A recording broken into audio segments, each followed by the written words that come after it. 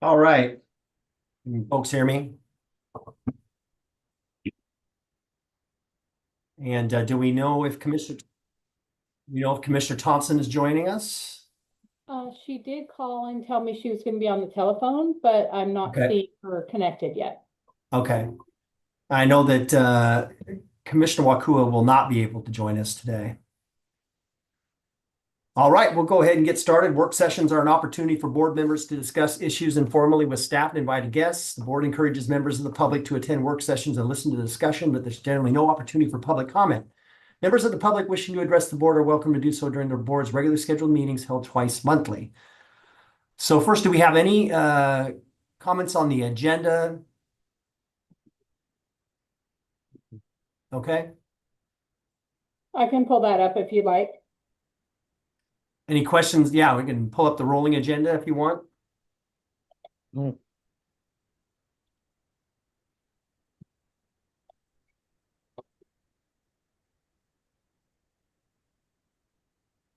Kind of see what's coming up.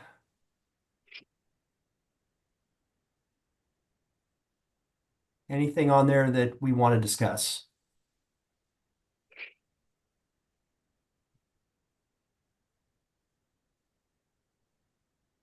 Assistant County Manager Steele? Thank you, Chair. I do just want to remind everybody on May 28th is when we will be holding the interviews for the Fair Board applicants. And this will be hopefully in coordination with Fair Board members as well. So I just wanted to make that note for the May 28th in-person board meeting. Thank you, Assistant County Manager, for that update. Do we have any other comments or questions? Commissioner Webb. Yeah, I thought I had heard from one of our employees at the Workforce Board that he had scheduled with you, Teresa, something in June, and I'm not sure I see it here, but it's really tiny. Yeah, here, I could probably expand this a little bit. Whoa. He did, we were scheduled in June, but now he had to I guess he's going on a trip in Germany. So Oh. we scheduled it for July 16th. Oh, okay, good. Okay, thank you. Thank you for taking care of that, Teresa, as usual. Thank you for the question, Commissioner Webb, and thank you for the clarification and update. Teresa, do we have anything else that we want to talk about? Okay, we can move on to our agenda items, and that is the Coastal Residential Cove Beach STR operating standards. And Gail Henriksen, our Community Development Director. Welcome. Hi, good morning, Chair. Thank you, and good morning, Commissioners. I'm going to be talking with you this morning about issue with our short-term rental ordinance, and this is related to the operating standards that apply currently to Arch Cape and to properties that are zoned coastal residential, including the Cove Beach area. And so just briefly to give the board an overview and some context, we currently operate under two short-term rental ordinances.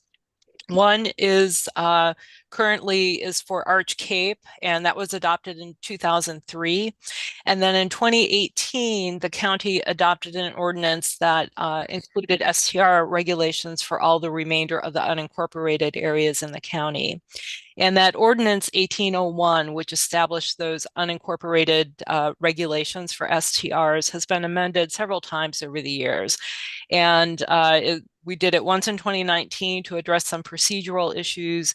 We did changes in 2022 that moved the operating standards out of our zoning code over to the county code.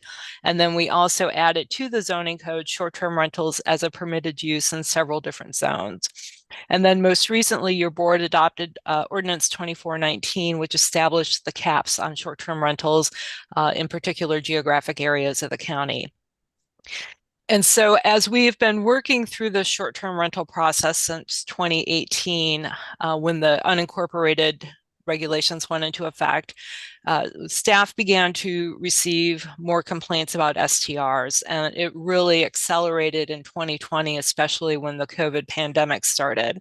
And so in the fall of 2020, staff began conducting these quarterly meetings with STR owners and residents, trying to see if there were areas of agreement where we could work things out and maybe just increase discussion and dialogue and hopefully resolve some of those complaints. In between all that, your board also started getting more complaints and hearing more about short-term rentals, and staff began having more dialogues with your board. And what happened was in August of 2021, we instituted a moratorium. We continued to have discussions with your board all the way through 2023. That moratorium was rescinded. And since January of 2021, your board has conducted 35 work sessions and public hearings related to different aspects of STRs. So we've had a lot of discussion over the past 4 years, whether that was related to the moratorium or to caps or to operating standards or to the fee increase. Your board has had a lot of discussions and in the public realm about short-term rentals. So specifically, I want to talk about two ordinances. The first one is Ordinance 2203, and that originally began its life as Ordinance 2201. And that was the ordinance where we transferred the STR operating standards from the zoning code over to the county code. And then we were looking to add short-term rentals as a permitted use.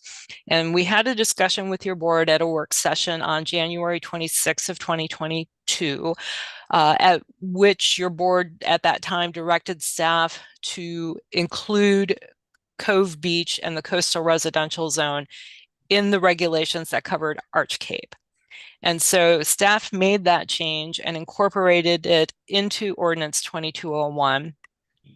We were going to take it to a public hearing on February 9th of 2022. It was pulled from the agenda. And we came back on February 16th to have another work session with your board. And we had that discussion, and the board discussion at that time put a lot of focus on the incorporation aspect and the need for the county to provide countywide regulations, but there was never direction given directly to staff to either take Cove Beach out of the Arch Cape regulations or leave them in, and staff left them in. So they were in the ordinance that got adopted. As part of this whole discussion back in 2022, we went from one ordinance and we split the two two items apart. So Ordinance 2201 became the amendment to the zoning code to add short-term rentals in. That was the one that was the subject of a referendum. And then Ordinance 2203 is the one that transferred the operating regulations from the zoning code to the county code and made the change that included the coastal residential zone in the Arch Cape regulations. So that's how it came to be in the code. There was a lot of discussion in 2022 that was really focused on the referendum, the incorporation, initial discussion about caps. There was a lot of discussion happening. And so when this ordinance 2203 got adopted, staff had made that change based on board direction in January of 2022. We made the change and apparently never thought about it again. It got adopted in the ordinance, but when we went to do permitting, when we updated the permit application, nobody seemed to recall or remember or make the connection that coastal residential had been added into the Arch Cape standards. And so for the past 3+ years, we have never applied the Arch Cape standards to property zone coastal residential. And come December of last year, when your board was looking at adopting the cap ordinance, this was brought to staff's attention that we had initially proposed taking coastal residential out of section 5.24 in the county code, which covers the Arch Cape short-term rentals. We honestly, when I looked at it, I thought it was a typographic error because I didn't remember the whole discussion from January of 2022. So we initially proposed deleting it. It got brought to our attention that it had been in there and we had not been applying it. So we put it back in, and that was what was adopted by your board when Ordinance 2419 was adopted. So we never actually took it out. It's always been in. We proposed deleting it, but then took our proposed deletion out, so it remains as it's been since 2022. Right now, that would impact about 24 STRs that are in the coastal residential zone. I'm going to pause there briefly because that was a lot of me talking and a lot of different dates and ordinance numbers. So I just want to stop for a moment to see if the board has any questions about what I just discussed. No, thank you, Gail. I appreciate it. Did get really complicated in those 3-4 years ago when we were having the ban in place, and then of course these multiple amendments, and I didn't remember myself exactly what happened with the coastal residential zone, and so this is a good background and good information. My question would be, what would it take to delete the CR zone? What would be the process? Yeah, we would go back through ordinance and make that change. So what we would do is delete "and coastal residential" from section 5.24. Make sure that we're consistent between both sections of the code, but that would be the phrase we have to delete. And then at that point, coastal residential would just be covered by all the standards that cover everybody else in the county. Okay, and when we have not been enforcing it ever since. Correct. Yeah. Okay. Commissioner Webb? Yeah, my big question is, in the coastal residential zone, how many SDRs do we have? There are about 24. Whoa. So do I understand your proposal is to take them out of what? To change, I guess, what are you proposing in when you say take the coastal residential out? Yeah, so depending upon your board's direction, there are a couple of different options, and I'm just going to click ahead one slide here. So just to point out what the differences are first between the two, there are 3 primary differences. In Arch Cape, on-street parking is allowed for an STR if you can't physically fit all your parking spaces on site. Everywhere else in the county, all your parking has to be on your property. So that's one major difference. The other significant difference relates to how often you can rent your unit.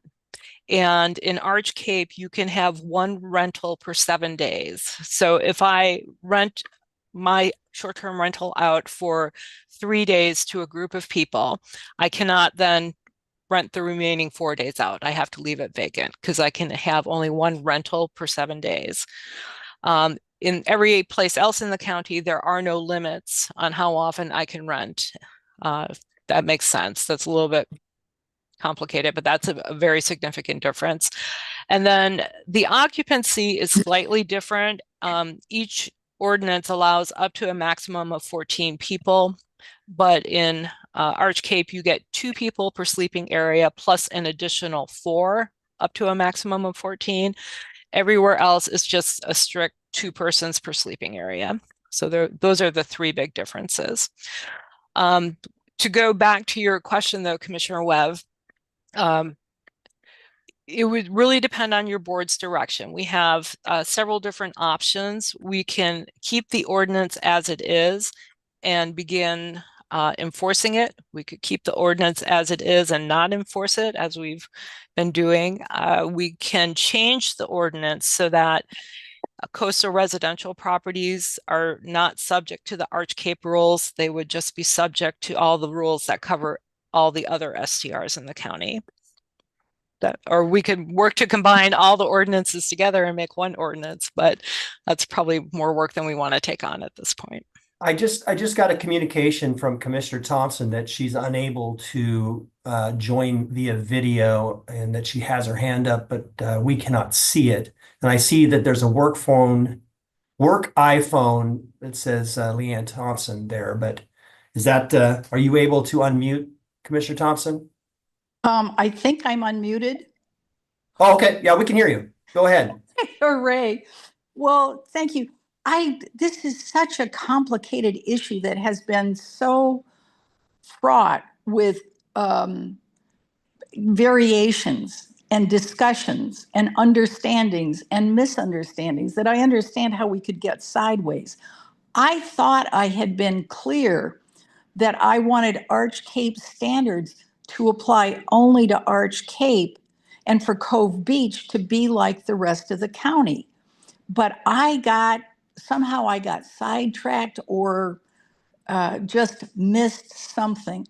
So I would very much like to have the Arch Cape standards apply only to Arch Cape. They were developed with those neighbors to fit that neighborhood. If we apply the Arch Cape standards, there may be some neighbors here who are in favor of restrictions on the frequency of renting, but will be absolutely incensed to have parking allowed on the streets because that's a public safety issue.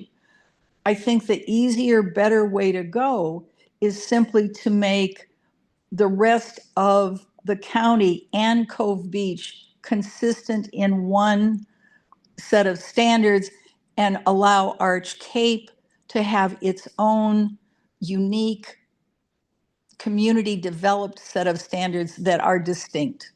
And that's my strong preference in this matter. Thank you, Mr. Chair.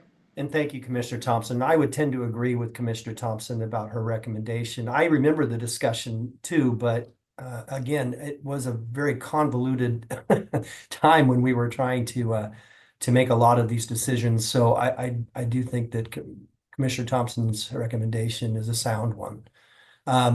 Do we have any other comments? Commissioner Webb, do you still have a question? Commissioner Webb.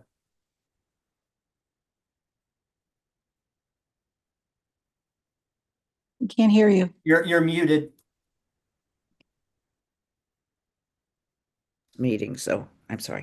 I think I heard Ms. Hendrickson say that that we could, did I hear this correctly, that we could just not enforce what's in the code now? No. Did Yeah, I think I'm going to defer to county council, but my understanding is that the county does have the ability to enforce the ordinance if it wants to or not enforce it. And I will let Anthony tell me if I'm incorrect in that. Yeah, Commissioner, it's kind of a gray area and nothing that I like to say publicly. But the truth is, we do have some discretion in what we enforce and not, much like a police officer who sees somebody speeding can choose to give a ticket or a warning. It may be a short-term solution, but my advice to the board is that we wouldn't want to kind of keep ourselves in a limbo like that, that we'd be better served by, coming up with a permanent solution. Thank you, Anthony, because I think, we have had so much interest on the part of neighbors and owners throughout the county of STRs that that perhaps this would be another one of our rules and regulations that we don't have to enforce. Usually our citizens enforce them for us by complaining to us. And so, I think that's kind of a difficult position to take in terms of, well, we're not going to enforce it. I think that's a very, very difficult thing to do with our constituents. I agree, Commissioner Webb. I think we want to avoid gray areas. And even though we haven't been enforcing it, I think that it would be better to have the Arch Cape standards apply just to Arch Cape and then have these be unincorporated standards otherwise. Commissioner Banks? I agree with Commissioner Coyle, with Chair and Commissioner Thompson, that yes, clear standards, having Arch Cape be only Arch Cape and the rest of the unincorporated areas have a separate set of standards. So however we can enact that, I feel like let's do it. Keep it simple and the least confusing for our communities. And Arch Cape has always been kind of an entity of its own, and I think this further supports their direction in trying to incorporate themselves. And so, yeah, if we can keep things as simple as possible for our staff, but also for our community members, I support it. Thank you. Thank you, Commissioner Banks. Gail? Thank you. I think that gives staff the direction we needed, and we will bring an ordinance back to you as quickly as we can. Okay. Any thank other you. discussion? Any other questions? Are we good? No, Commissioner Webb? Yep. Just a simple question. The activity that's going on down there in that area, in terms of self-incorporation, is that just Arch Cape? Or is it I'm sorry, I'm so unfamiliar with that area that I don't even know when one of those neighborhoods starts and where it ends. So I'm not always clear about what we're talking about. If I may, Yeah. Chair, Yes. this is part of the ongoing work, and the folks from the Arch Cape Falcon Cove area, part of the discussions that they're having with Eco Northwest, who is providing this work, is them determining for themselves what they want to set their boundaries as. And so that's part of the conversation in regards to the incorporation for the community. Okay, thank you. Thank you. Yeah, good question. Any other questions, discussion? All right, we don't have anything else on our agenda, so we can go ahead and adjourn. And I know that our county manager's down in Salem fighting the good fight for transient lodging tax today. We wish him good luck in meeting with Chair Nathanson and the Revenue Committee, and hopefully there'll be some progress on that. So we'll wait to hear. All right, well, thank you very much, everybody.